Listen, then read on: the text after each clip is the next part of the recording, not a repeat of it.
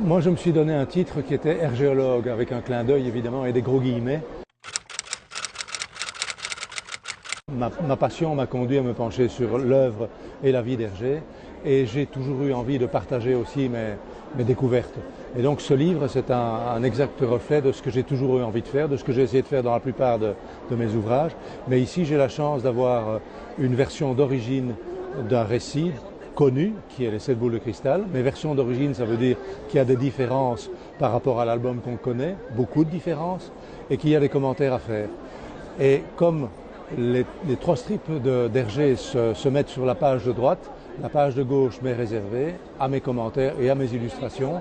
Et donc là, forcément, puisque je m'appuie sur ce que je vois sur la page de droite, ça part un peu dans tous les sens. Ce qui fait que moi, je me suis beaucoup amusé à faire cet ouvrage, à le préparer, mais j'espère aussi que, puisque c'est sous forme d'articles très courts, le lecteur aussi va s'amuser, voilà, et va un peu redécouvrir et le personnage de Tintin et l'aventure qu'il croyait connaître, et aussi redécouvrir Hergé d'une certaine manière, son époque.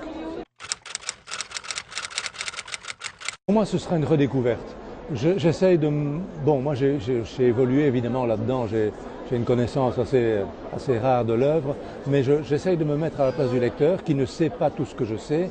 Et le fait que je souligne des choses, que je mette le doigt sur certaines choses, parfois même, je me suis forcé moi-même à observer des choses et à trouver des choses qui n'ont jamais été dites. Donc je pense que là, c'est quelque chose qui est assez amusant pour le lecteur. Et effectivement, comme vous dites, c'est une redécouverte d'une œuvre. Il y a des séquences entières dont Hergé se passera dans l'album et qui valaient le coup. Pour quelles raisons ne les a-t-il d'ailleurs pas intégrés à l'album? C'est aussi intéressant de le savoir. C'est parfois une raison simplement de cuisine interne, de montage de séquences, mais c'est parfois pour d'autres raisons aussi. Donc tout ça est expliqué, mais je vous dis, je passe d'une chose à l'autre parce que je suis obligé évidemment de commenter ce qu'on voit sur la page de droite, encore que parfois il y a relativement peu de choses à dire, et tant mieux pour moi parce que ça me permet justement de venir avec d'autres considérations que je n'aurais pas pu mettre ailleurs. Et parfois il y a trop de choses à dire, et là c'est plus douloureux, il faut choisir. Et on aurait envie de s'étendre, mais il faut aussi, à un livre, on essaie de le faire le mieux possible, et parfois une contrainte, c'est assez salutaire aussi. Non, ce n'est pas dans un but de critique, c'est une constatation et ça me paraissait intéressant de le souligner, de dire quand Hergé, par exemple, s'est trompé, de dire pourquoi il s'est trompé aussi. Par exemple, faites allusion à des choses comme l'écriture inca, par exemple, dans l'album Les 7 boules de cristal, à plusieurs reprises, Hergé fait comme s'il y avait une écriture inca et probablement qu'à l'époque où il l'a fait, il y croyait vraiment. Pourquoi? Ben justement parce qu'il s'appuie sur peu de livres, il y avait peu de livres disponibles, et notamment il s'appuie sur un livre d'un certain Wiener, qui date de 1880, je crois, quelque chose comme ça, qui est complètement dépassé, si vous voulez, du point de vue rigueur scientifique, mais qui est truffé, qui est rempli de gravures. Et ça, c'est évidemment fabuleux, parce que l'iconographie qui vient de vieilles gravures, elle est magnifique de la retrouver. Mais les erreurs de ce Wiener, bon, Hergé l'a prise comme argent comptant. Mais loin de moi l'idée de le critiquer. Il y a d'autres erreurs qu'il a commises, mais toujours le contexte est intéressant. C'est de montrer aussi, d'inscrire l'auteur dans une époque et dans ce qui se dit à l'époque. Donc s'il y a cette espèce de malédiction d'un Inca, la malédiction de Lascar Capac en l'occurrence, c'est aussi parce que quelques dizaines d'années auparavant, il y avait eu la fameuse malédiction de Toutankhamon, une légende d'ailleurs, mais à l'époque on y croyait, les journalistes en faisaient leur chou gras, etc. Il y a comme ça plein d'éléments pour lesquels ça m'a amusé d'aller me pencher et de revoir un peu le contexte et de l'expliquer, de le partager. Hergé est très rigoureux, on sait qu'il est très documenté, bon, malgré les erreurs, bon, il est quand même très documenté, mais son seul souci dans le fond c'est d'être crédible.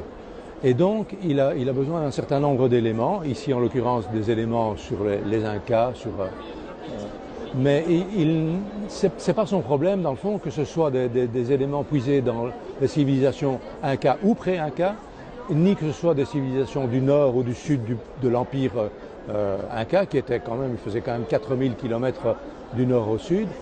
Donc, peu lui importe, du moment qu'il rassemble les choses. Alors là, il y a une anecdote évidemment, c'est qu'il avait envoyé Edgar Pierre Jacobs, qui était son collaborateur à l'époque, faire des décalques plutôt dans des livres à la bibliothèque d'un musée à Bruxelles. Et là, Jacobs avait puisé dans quatre bouquins simplement, avec ces calques qu'il avait juxtaposés pour gagner de la place tout ce qu'il décalquait, sans s'occuper d'ailleurs si ça venait de tel ou tel livre, si ça venait de telle ou telle civilisation, de telle époque ou de tel endroit, peu importe. Tout ça était pêle-mêle. Et dans le fond, Hergé a utilisé ça comme une matière brute, avec le même détachement par rapport justement à cette rigueur, se disant, ça m'est égal qu'on puisse me... Enfin, il ne pensait même pas qu'on allait lui reprocher après, tiens, vous mettez dans une tombe, là je parle du Temple du Soleil, dans une tombe, tel et tel objet, c'est pas normal qu'ils soient ensemble. Les scientifiques ont fait ça, bien entendu. Mais pour Hergé, c'était pas important. Ce qui comptait, c'était d'être crédible, donc d'apporter un certain nombre de choses, couleurs locales, enfin, de dépaysement, etc. C'est une relation qui est devenue très vite amicale. Dans le fond, Hergé a eu besoin à un moment donné de prendre un collaborateur. C'était pratiquement, Jacobs a été pratiquement le premier. Il y a eu une coloriste avant, mais Jacobs a pris de l'importance. Pourquoi? Parce que c'était un ancien baryton d'opéra qui ne pouvait plus chanter à cause du contexte de la guerre, mais qui avait fait l'académie, donc le dessin, la peinture, c'était sa partie aussi. Donc il y avait une connivence là. Ils ont fait connaissance en 41, 42, je ne sais plus exactement. Et au bout de quelques temps, Hergé a eu une proposition de Casterman de remanier ses albums. Donc, un gros travail, parce que les albums qui étaient en noir et blanc sur 120, 130 pages, il devait les ramener à 62 pages en couleur. Donc, il fallait pratiquement tout remonter, parfois même tout redessiner. Donc, c'était un gros travail qui se déroulait pendant qu'Hergé continuait ses aventures en cours. Donc il a demandé de l'aide et il l'a trouvé auprès de Jacobs. Et quand il a eu Jacobs auprès de lui, il s'est aperçu d'abord que c'était un type charmant, un type rond, blagueur, volubile, très, très intéressant, sur lequel on pouvait échanger. Vous parliez de rebondir, c'est vrai qu'ils ont échangé des idées. Il y a certainement des choses de Jacobs qui avaient le sens de la mise en scène et du drame, etc., par son côté homme de scène. Il y a du Jacobs dans les 7 boules de cristal, c'est incontestable, ce mystère qu'on retrouvera plus tard. Il ne faut pas oublier que Blake et Mortimer sont nés après tout ça. Mais bon, il y a du Jacobs dans ça. Donc cette collaboration est vraiment totale. Et elle va finir parce que bon, c'est vrai que Jacobs va être intégré à l'équipe du journal Tintin en 1946. Là, je suis de nouveau dans mon deuxième épisode à moi. Et que donc Jacobs va devoir prendre du recul aussi, mais il va rester en contact amical avec Hergé. Il va venir poser. On voit d'ailleurs dans le premier tome ici de la malédiction de Raskar Kapak, pas mal de croquis où on sent que Jacobs a posé. Et c'est pas par hasard qu'il a posé, parce que, encore une fois, homme de scène, donc il comprenait très vite ce que Hergé lui demandait. Il faut d'abord savoir que Hergé travaillait donc dans un journal qui s'appelait Le Soir et qui est un journal qui, pendant la guerre, était contrôlé par l'occupant. Donc, ce qui veut dire qu'au moment de la libération, ce journal a cessé de paraître, a été rendu à ses légitimes propriétaires. Et donc, même si c'était un journal dans lequel Hergé n'avait pas collaboré au sens d'être afféodé à l'occupant, il n'avait pas donné de gage à l'ennemi dans les aventures de Tintin, ça je crois que chacun s'en aperçoit, mais n'empêche qu'il faisait partie d'une équipe qui travaillait dans ce journal, et donc il a été interdit, entre guillemets, de publication pendant un certain temps. Donc le drame pour lui, c'était de ne plus avoir un support quotidien pour poursuivre son histoire. Il a toujours eu le souci de faire vivre Tintin d'abord. C'est d'ailleurs pour ça qu'il est rentré au Soir après que le petit 20e, le journal du 20e siècle, ait disparu. Et donc, au moment de l'entrée des Alliés dans Bruxelles, l'histoire s'est arrêtée, le 3 septembre 1944. Et donc là, Hergé, très rapidement, s'est remis au travail en pensant à l'album. Parce que, bien entendu, l'album allait suivre, l'album aurait dû paraître, il aurait pu paraître fin 45 ou dans le courant 46. Et il n'est pas paru en fait à cette période-là. Hergé a dessiné, il a terminé l'histoire. Il y a d'ailleurs des choses intéressantes que je montre dans le livre parce qu'on peut comprendre qu'il avait 10 jours d'avance au moment où l'histoire s'est terminée. Il avait 10 jours d'avance dans les dessins qui étaient déjà prêts. Mais il a remis tout ça, il a remonté tout ça et il a été jusqu'au bout de la préparation de son album. Et l'album n'est pas paru. Pourquoi? Tout simplement parce qu'en 1945, Hergé a reçu une proposition d'une série de personnes qui voulaient faire un journal Tintin. Et donc ce journal Tintin, qui est paru finalement en Belgique, en tout cas en 1946, a fait en sorte que la publication de l'album Les 7 boules de cristal a été retardée. Donc je dis aussi qu'il y a toute une série d'anecdotes dans mon premier tome et dans le second qui doivent tenir compte de ça aussi, parce qu'Hergé doit toujours se dire mais qu'est-ce que mes lecteurs connaissent déjà? À tout moment, qu'est-ce que mes lecteurs connaissent déjà? Et il y a des différences dans les dialogues, par exemple, par rapport à l'album Les 7 boules de cristal ou par rapport au Temple du Soleil qui changent. Dans le journal Tintin, c'est pas la même chose que dans l'album. Dans Le Soir, c'est pas la même chose que dans l'album Les 7 boules de cristal. Donc tout cet aspect qui est un peu compliqué pour moi à expliquer comme ça, ce sont des aspects qui sont intéressants à comprendre et à voir. Effectivement, quand l'histoire s'est interrompue dans Le Soir, Tintin rencontrait le général Alcazar sur un trottoir de Bruxelles probablement. Il y a quelques strips qui se poursuivaient, qu'on retrouve d'ailleurs. Il y a une séquence avec la voiture du capitaine Haddock, la séquence de la décapotable sous la pluie, etc. C'est une séquence qui faisait suite directement à cette scène de la rencontre avec Alcazar. Autrement dit, Tintin et Haddock poursuivaient les ravisseurs de Tournesol en se dirigeant vers la côte belge avec l'intention de passer en France très rapidement et d'aller probablement dans un port qui était Dunkerque, Boulogne, Calais, dans cette région-là. Et puis l'interruption de l'histoire et la réflexion d'Hergé a fait qu'il a modifié ses intentions et que d'abord il a marqué dans un carnet que la scène avec Alcazar se déroulera au Havre. Et puis il a encore changé puisque chacun sait, les bons lecteurs de Tintin savent que c'est à Saint-Nazaire et à La Rochelle que ces séquences se passent finalement. Mais donc c'est aussi la petite histoire, si vous voulez, la réflexion d'Hergé et les motivations aussi d'Hergé. Pourquoi a-t-il voulu aller et à Saint-Nazaire et à La Rochelle? C'est aussi, bon, et là, pour moi, c'est une question de scénario. C'est une question de scénario. Il voulait que les poursuivants arrivent au Pérou avant les poursuivis. Donc, il fallait trouver une astuce. Donc, les uns partent par bateau, les autres prendront l'hydravion. Ces scènes qui ont été retirées étaient voulues par Hergé. Il y a une chose qui est importante de se rendre compte, et on le voit très bien dans l'album, c'est qu'Hergé, quand il dessinait les strips du soir, il les dessinait par 3.